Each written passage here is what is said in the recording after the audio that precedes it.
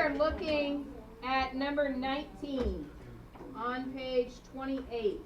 Number 19, they are telling us that the surface area is 400 inches square. Teachers, pardon the interruption. The plan meeting has concluded. Please allow those students with their plan materials to be admitted to your class for second block. Again, all those sophomores with their plan materials should be returning to their second block at this time. Thank you. Okay. So what they have told us is they have told us the volume of the large, the volume of the small, the surface area of the large, and they want to know what is the surface area of the small. So we are working in all three of our circles. We're working in our volume circle, our surface area circle, and our home.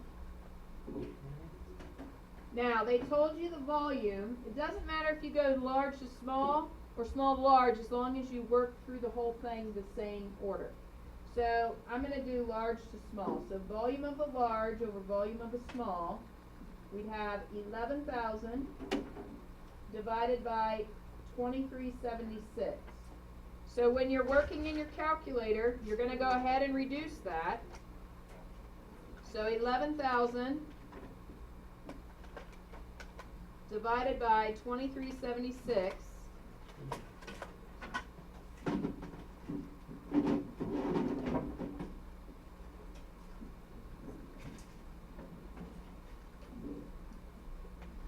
divided by 2376, and we hit enter, we get this nasty looking decimal.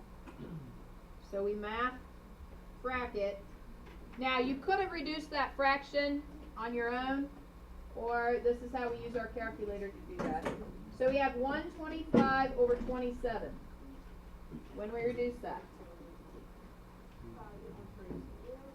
Now, we have 125 over 27. If I'm going back home, what do I do? Cube root it. So I cube root 125 over 27, and I end up with 5/3. Now, if I'm taking 5/3 to surface areas, what do you have to do there? Square it. So we have 5/3 squared gives us 25/9. So if we have 25/9, and they told us the surface area of the large is 400, where does 400 go? Top. So we have 400 over surface area of the small. Now we can cross multiply.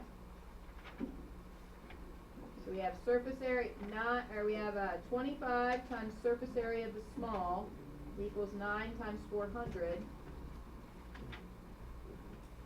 So the surface area of the small is equal to what? What do we get when we take 144? Well, 9 times 400 gives you 3,600. 3,600 divided by 25 is 144 what?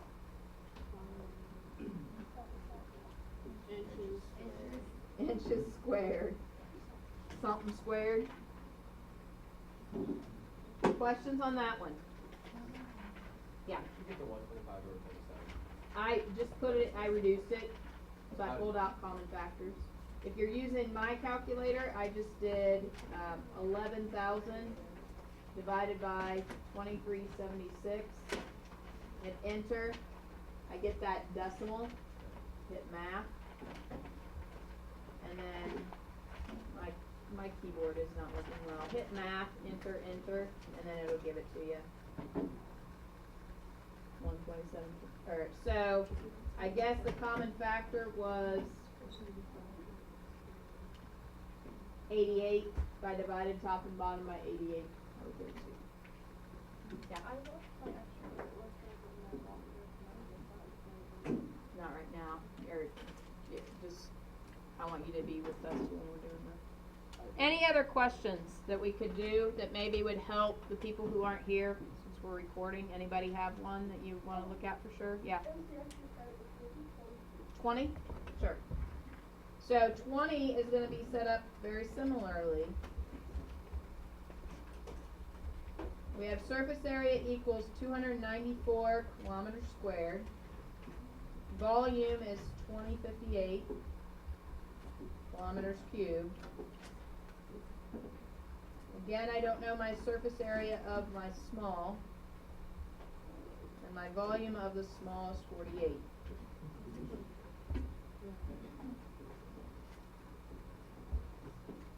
So, we're going to have our volumes, home,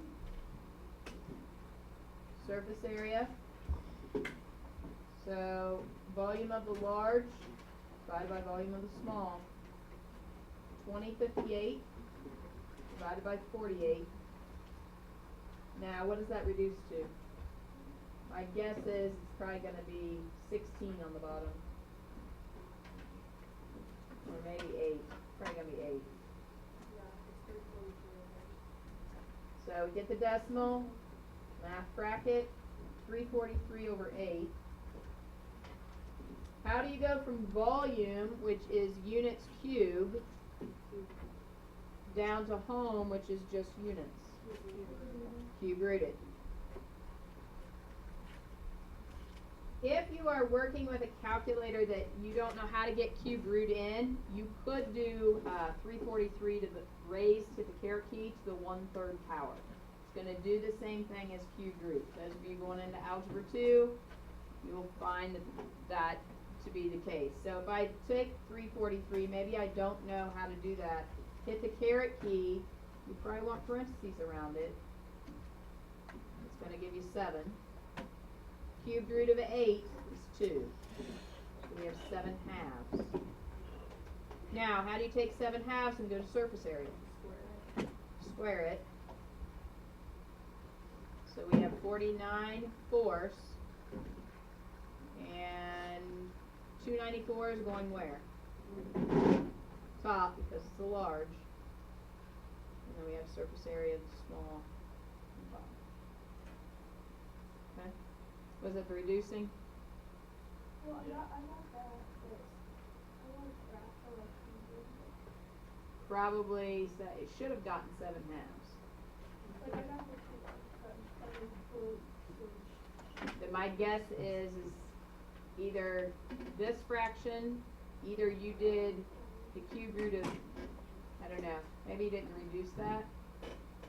That's what I'm finding. With these in real world, is it in real world going to come out to be nice numbers like that? Probably not. But in our world, it's probably going to come out to be something nice like that. If you cube root the top divided by, say you cube rooted 2058, you get a decimal. You cube root 48, you get a decimal. If you divide those decimals, it's not going to come out to be exactly 3.5. So that's why you want to reduce first. Okay?